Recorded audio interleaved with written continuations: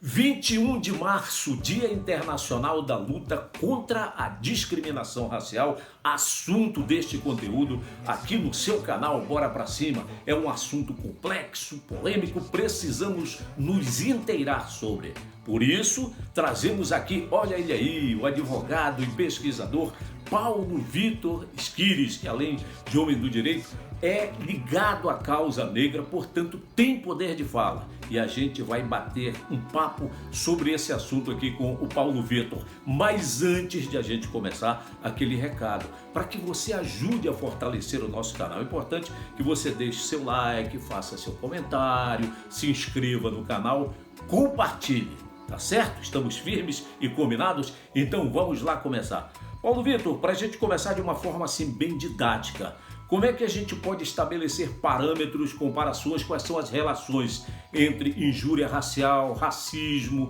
como é que essa coisa funciona perante a lei? Por exemplo, o que é que mudou nos últimos tempos aí em relação a essas duas situações aí? Seja bem-vindo ao nosso bate-papo. Plácido, muito obrigado pelo convite, um prazer falar com você mais uma vez. E existe uma diferença de injúria de racismo teórica, que é no sentido de que o racismo se toma uma atitude ou verbaliza-se de alguma forma, alguma palavra, ofensa que atinge a raça inteira, e injúria seria que atingisse somente o interlocutor, a pessoa. Por exemplo, dizer assim, o Plácido vira para mim e diz: Paulo Vitor, tu és um preto de merda. Isso é injúria porque tu tá querendo só me atingir, não querendo atingir a raça inteira. Mas se tu viras para mim e diz: Paulo Vitor, tu és burro porque tu és preto, consequentemente tu tá querendo dizer que todo preto é burro, então tu tá atingindo a raça inteira, não somente a mim. Então no racismo se atinge, toma-se uma atitude ou verbaliza-se de alguma forma em que atinge-se a raça inteira, e na injúria racial somente o interlocutor, a pessoa que você quer atingir. Mas, legislativamente, recentemente, acabou-se essa diferença de injúria e de racismo, porque o STF, o Supremo Tribunal Federal, passou a equiparar a injúria ao racismo. Então, hoje, qualquer manifestação contra a cor, contra a raça, insere-se no crime de racismo, não mais somente na injúria racial. Então, passou a equiparar a mesma pena ao racismo e à injúria, porque antes se considerava, a injúria era considerada juridicamente o crime menos grave. E hoje, com essa equiparação, racismo e injúria se equivalem na mesma gravidade. É isso, Paulo, e é bom que se acrescente o seguinte: a pena, a punição para casos de racismo é de 2 a 5 anos de reclusão com multa, tá certo? É um crime inafiançável, não cabe fiança e nem prescreve, tá certo? Agora vamos a um outro assunto dentro deste tema aí, que é o seguinte: quando é que começa realmente a luta contra o racismo? Nós temos, por exemplo, o caso lá de 21 de março de 1960, quando negros foram massacrados na África do Sul. O que é que você tem a dizer sobre isso aí? Plácido, no dia 21 de março, que é o Dia Internacional da Luta contra a Discriminação Racial, foi uma data estipulada pela ONU por conta de um massacre na África do Sul na década de 60. Então, a África do Sul, eu já estudei lá, tive a oportunidade de conhecer um pouquinho da história pessoalmente, a vivência, a realidade, um pouquinho deles lá. E apesar de ser na década de 60, mas a luta racial não começa na década de 60, começa há séculos atrás. Desde a invasão do continente africano, de capturarem pessoas, sequestrarem pessoas do continente africano para trazer para as Américas, para o Brasil, também para desenvolver a nossa terra, começar todo esse período escravista. Então é uma luta já de séculos, não é uma luta da década de 60 para cá, não. Então, isso a gente está falando do contexto também internacional. Nacional, aqui mais de 300 anos tiveram escravidão no Brasil, depois o pós-escravidão com fortalecimento, o surgimento de movimentos negros, fortalecimento durante essas últimas décadas por brigar por políticas públicas e ter conseguido muitas políticas públicas e ainda estar na luta. Então, é uma luta que não tem um ponto inicial, assim, ponto inicial. Talvez a gente possa dizer, alguns historiadores dizem que seja a invasão do continente africano e o sequestro e a escravização de pessoas negras. É isso mesmo, né, Paulo? É uma luta que deve continuar. Por exemplo, se a gente for levar para o cenário do futebol, nós temos um caso que é muito emblemático, que se relaciona ao Vinícius Júnior, jogador brasileiro negro que atua no Real Madrid, que vive lutando contra ataques no cenário do futebol, ataques contra ele. Mas não é só lá não, aqui no Brasil, por exemplo, de vez em quando a gente fica sabendo de algum acontecimento, na América do Sul também. Aí eu te pergunto, por que o futebol é um cenário tão propício, entre aspas, para esse tipo de situação? Plácido, o futebol, ele não é o contexto apartado do contexto geral social. Algumas pessoas imaginam isso por estarmos no estádio, que é um lugar que você conhece muito, conhece o mundo do futebol, como poucos. O estar no estádio no momento de lazer não me permite manifestar as minhas ações, pensamentos e vontade de qualquer forma. E ali, eu saindo de lá, eu extravaso e fico livre de qualquer punição ou de qualquer outro contexto. Não, o futebol faz parte do contexto social. O que acontece lá dentro tem acontecido com o Vinícius Júnior na Europa, com outros jogadores aqui na América do Sul, com torcidas, clubes e até dirigentes, é o reflexo da nossa sociedade. A gente está vendo ali no momento do esporte o que acontece no dia a dia, é o reflexo. E esse reflexo requer punições, requer posturas da FIFA, cada vez mais rigorosa, dos jogadores com seus colegas de trabalho, seus colegas profissionais e de dirigentes também. A lei, ou seja, do racismo, também vale para dentro de campo. A Lei Geral do Esporte, a nova Lei Geral, também prevê esses tipos de punições para jogadores, para torcedores, de até ausência de arenas esportivas, caso sejam identificados nessas circunstâncias raciais. Então, o futebol faz parte do contexto social. Nele a gente vê o racismo, a homofobia, a diferença de classes, a diferença de gênero, como é o tratamento de homens e mulheres dentro do meio do futebol. Então, ele reflete a nossa realidade social. Então, e refletindo a nossa realidade social, ele está passível às ações dentro do esporte, dentro do estádio, das arenas esportivas, passíveis de punição, como qualquer outro momento social, como qualquer outro cidadão. Então, é reflexo. Então, a FIFA e o futebol, sendo o esporte mais influente do mundo, precisa ter posturas rígidas, firmes de punição e mostrar para a sociedade que não aceita esse tipo de postura.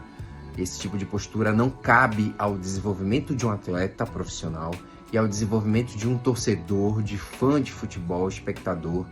E também não cabe à sociedade em geral como desenvolvimento humano. Então precisa ter posturas cada vez mais firmes, seja no caso do Vinícius Júnior ou qualquer outro caso de qualquer atleta pelo mundo. Muito bem, Paulo Vitor, é isso mesmo. Futebol é lugar, é cenário, é ambiente para descontração, para entretenimento, para você ir torcer, para ir vibrar, né?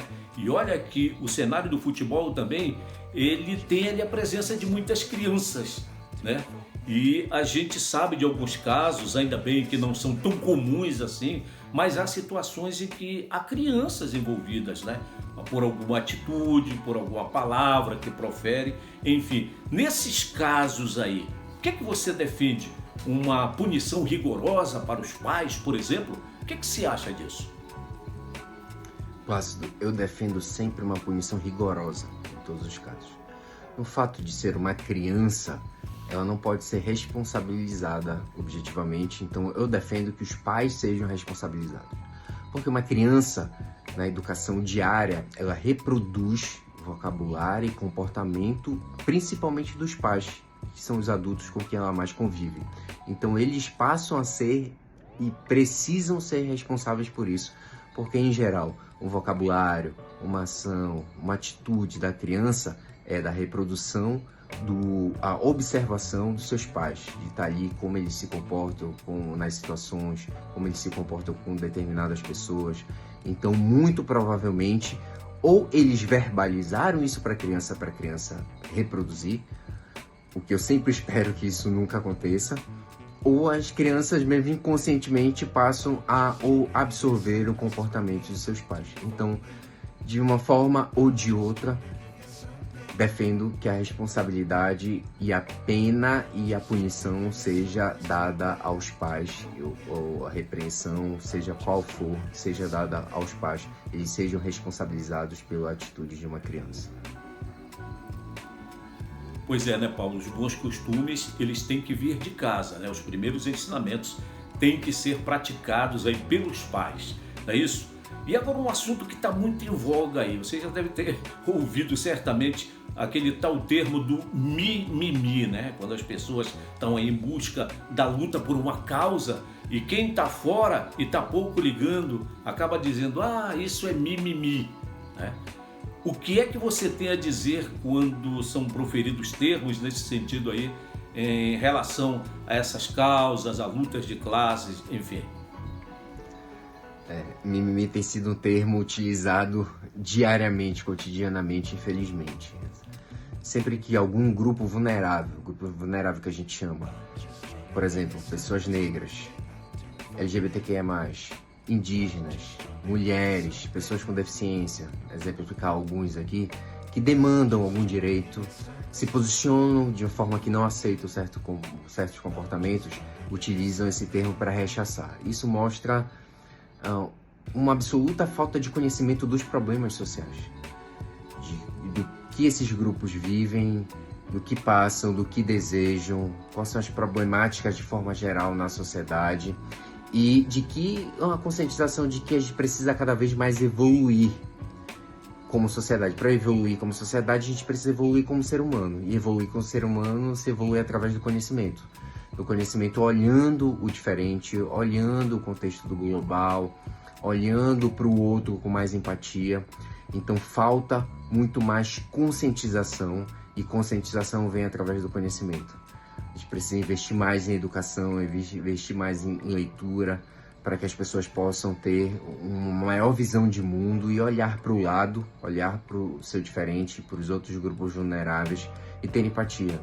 Olhar e entender quais são as demandas e entender que não é um mimimi, é uma demanda por respeito, por mais espaço, por mais direitos. E isso a nossa sociedade precisa evoluir e muito ainda. Pois é, dizem que mimimi é só quando é com os outros, né? Quando é com uma pessoa próxima da gente ou com a gente mesmo, aí muda de figura, aí a nomenclatura já é outra, já não é mais mimimi. Enfim, que as pessoas tenham mais consciência sobre as determinadas situações para que a gente tenha uma sociedade muito melhor. Paulo, a gente vai estar encerrando aqui o nosso papo, né, bicho? O papo estava bom, é importante, é interessante que a gente saiba mais sobre racismo, sobre discriminação racial. E eu deixo esse espaço agora, aí sua última fala, vamos dizer assim, para que você fique à vontade para fazer uma explanação sobre esse tema que a gente trouxe aqui no Bora Pra Cima.